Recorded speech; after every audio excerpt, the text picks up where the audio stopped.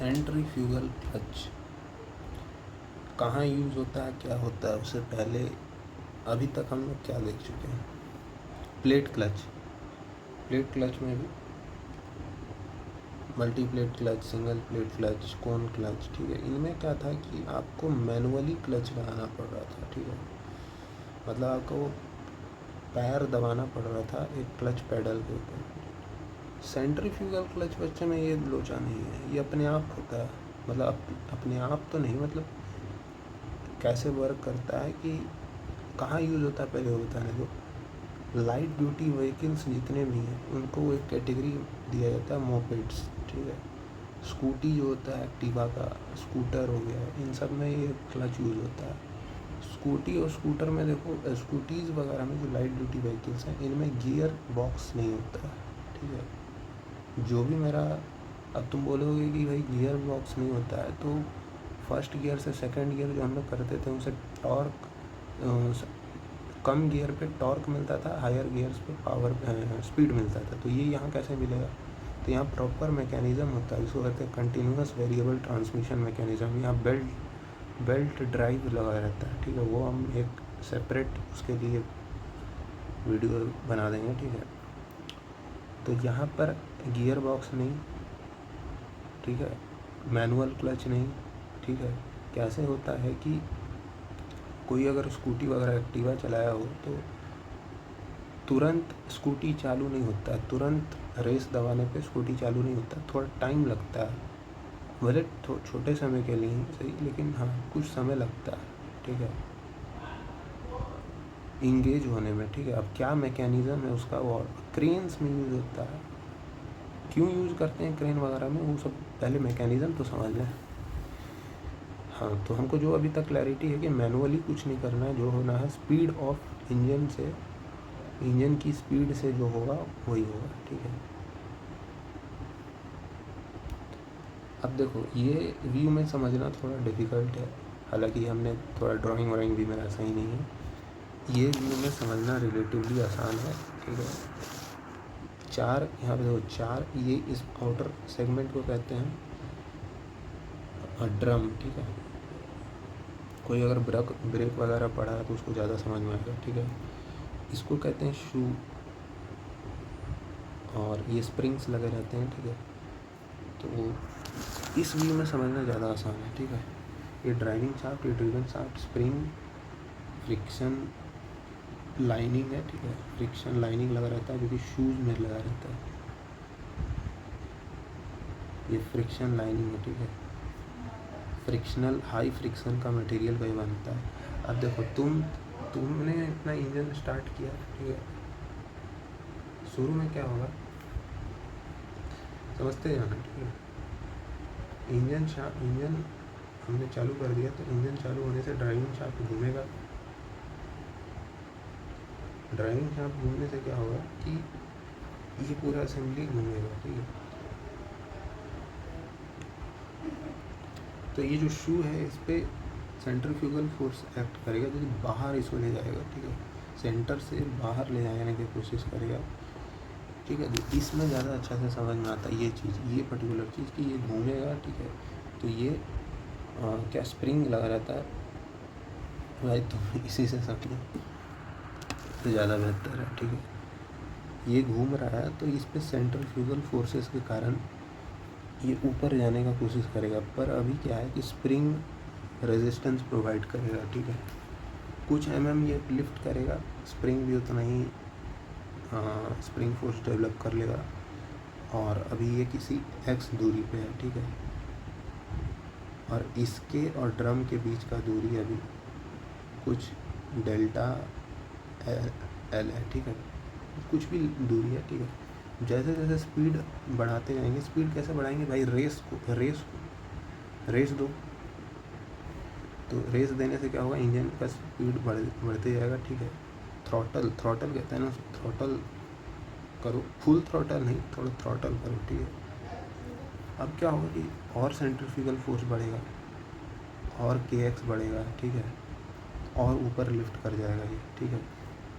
ऊपर लिफ्ट करेगा, spring force उतना, सिर्फ स्प्रिंग फोर्स उतना एडजस्ट कर लेगा, ठीक है।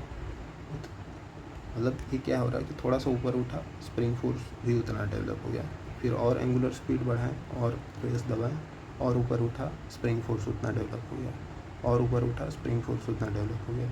तो ये इस हाइट पे इक्विलिब्रियम पे है, ठीक है। इस हाइट पे kx बराबर mr ओमेगा स्क्वायर इक्विलिब्रियम में मेंटेन है, ठीक है। अब एक समय आएगा कि ये उठते उठते उठते उठते इस ड्रम को जाकर के छू जाएगा ड्यू टू सेंट्रीफ्यूगल फोर्स। यहाँ पे फ्रिक्शन लाइनिंग लगा हुआ है, तो इसको कस के पकड़ेगा, कस के, ठीक, प्रेशर क्रिएट करेगा, नॉर्मल रिएक्शन लगाएगा। हाँ, ये इसको प्रेशर क्रिएट करेगा, हम इस सतह का बात करेंगे, यहाँ नॉर्मल रिएक्शन आएगा, ठीक है। तो अब क्या होगा, अब स्प्रिंग फोर्स को में कोई चेंजेस देखने को नहीं मिलने वाला है। मान लेते हैं ये वो समय था जहाँ पे इंगेजमेंट स्टार्ट हुआ, ओमेगा इंगेजमेंट, ठीक है, जस्ट इंगेजमेंट स्टार्ट हुआ, ठीक है। तो वही चीज़ हम समझा रहे थे कि स्कूटी में जब हम लोग रेस लेते हैं एक्टिवा में, तो तुरंत नहीं ये चीज़ हो जाता है, थोड़ा टाइम लगता है, धीरे धीरे उठता है शुरू, और इसको जब तक ये प्रेस नहीं करेगा तब तक क्या होगा, प्रेस करने के बाद ये ठीक है, प्रेस करने के बाद क्या है कि ये ऐसे ज्वाइन हो गया और अब ये साथ में घूम रहा है। तो ड्राइविंग शाफ्ट और ड्रिवन शाफ्ट में पावर ट्रांसफ़र, ड्राइविंग शाफ्ट से ड्रिवन शाफ्ट की ओर पावर ट्रांसमिशन हो गया, ठीक है। इनिशियली ये नहीं हो रहा था क्योंकि ये चीज़ घूम नहीं रहा था, ठीक है। अब जब ये इसको कस के प्रेशर क्रिएट करके इसको दाबे हुए है, ये एक साथ घूम रहा है विदाउट एनी रिलेटिव मोशन, ठीक है। रिलेटिव मोशन क्यों नहीं रहा है कि फ्रिक्शन हमने पर्याप्त यहाँ प्रोवाइड किया हुआ है। फ्रिक्शन लाइनिंग इसीलिए प्रोवाइड करते हैं कि यहाँ पे ग्रिपिंग अच्छा हो जाए, ग्रिप अच्छा मिलेगा, फ्रिक्शन अच्छा मिलेगा, तो ये पूरा सिस्टम एक साथ रोटेट करेगा, तो ड्राइविंग शाफ्ट भी रोटेट करेगा। ड्राइविंग शाफ्ट रोटेट करेगा, उसके बाद स्कूटी ले जाओ, ठीक है। अब वहाँ स्कूटी में देखो गियर बॉक्स तो होता नहीं है, गियर बॉक्स नहीं होता तो कैसे स्पीड और टॉर्क मैनेज करते हैं, वो सब अलग बात है, वो हम बाद में बताएंगे। CVT मैकेनिज्म ट्रांसमिशन सिस्टम होता है वहाँ पे, सारा काम थ्रॉटल से ही हो जाता है, ठीक है। Belt and chain drive, belt drive use होता है, ठीक है। अच्छा, इसका मैथमेटिकल एनालिसिस करना काफ़ी आसान है, बस यही याद रखना कि ओमेगा इंगेजमेंट क्या है। ओमेगा इंगेजमेंट वह समय है जब ये ब्लॉक जो है वो स्पीड है जब ये शू जो है ब्रेक ड्रम को जस्ट टच किया, ठीक है।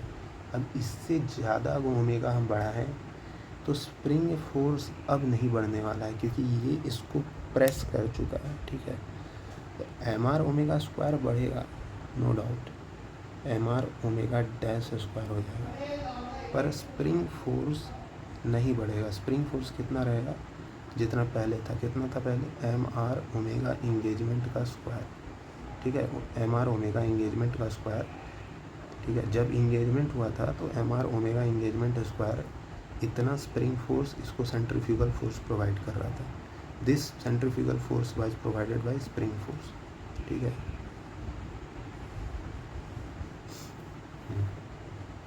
अब जैसे ही इंगेजमेंट हो गया तो अब ये नहीं बदलेगा, ठीक है, अब ये कांस्टेंट हो गया।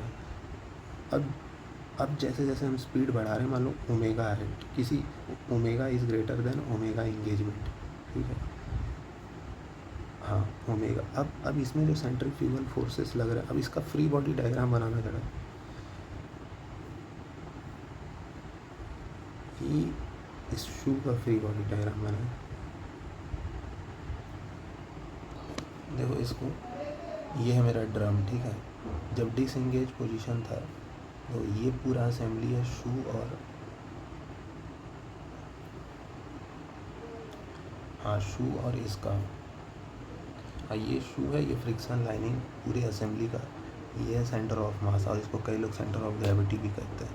हालांकि है एक चीज़ नहीं, डिफरेंस है दोनों में, ठीक है, छोड़ो वो सब बाद में बात करेंगे।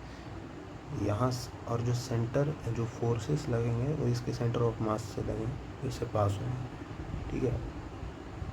ये है distance RG centre of mass से, तो जो सेंट्रीफ्यूगल फोर्स आएगा बाहर की तरफ वो होगा mRg ओमेगा 1 स्क्वायर, और इतना ही सेंट्रीफ्यूगल फोर्स स्प्रिंग के पास भी होगा, ठीक है।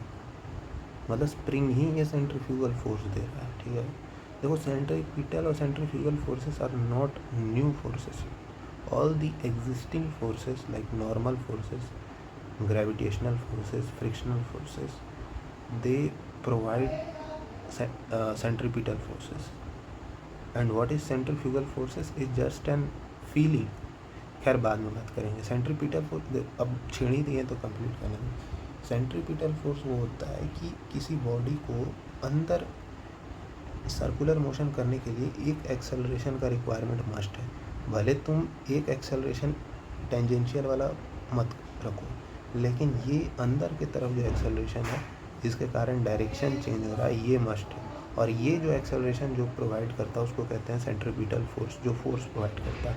और ये फोर्स कोई नया फोर्स नहीं है, ऑलरेडी जो एग्जिस्टिंग फोर्सेस हैं वही ये काम करते हैं। जैसे टेंशन है, रस्सी से बांध के घुमा रहे तो टेंशन ये काम करेगा, स्प्रिंग बांधनी है तो स्प्रिंग करेगा, ठीक है। सेंट्रीफ्यूगल फोर्सेस क्या होता है कि भाई इसको ऐसा समझो कि एक ये है टर्निंग, यहाँ पे एक कार है, ठीक है। तो इसको फील होगा कि ये इस रेडियस से बाहर फेंकता हुआ, इसको फीलिंग आएगा रेडियस से बाहर मेरे को कोई इफेक्ट फेंक रहा है, हालांकि ये जस्ट एक फीलिंग है, ठीक है। और ऐसा कोई खास डिफरेंस नहीं है। सेंट्रीफ्यूगल फोर्स एक सूडो फोर्स है जो हम लोग लगाते हैं क्वेश्चन में ताकि एनालिसिस आसान बन जाए, इक्विलिब्रियम इक्वेशन लिखना आसान हो जाए, ठीक है।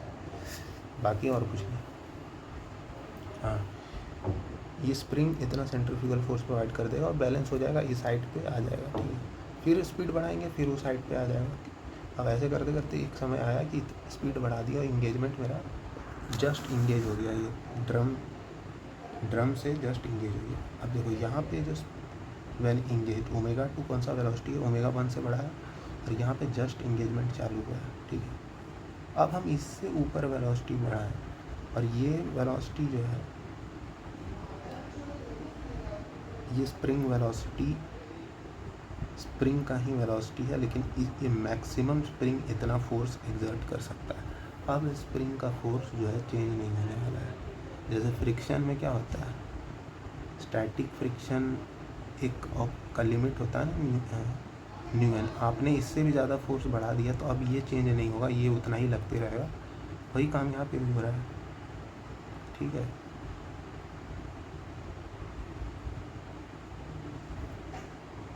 यानी मेरा एक चीज़, अब मान लो और फर्दर वेलोसिटी हमने बढ़ा दी है, अब हम लोग वेलोसिटी जो है ओमेगा 3 कर दी, जो कि ओमेगा 2 से तो बड़ा था, ठीक है।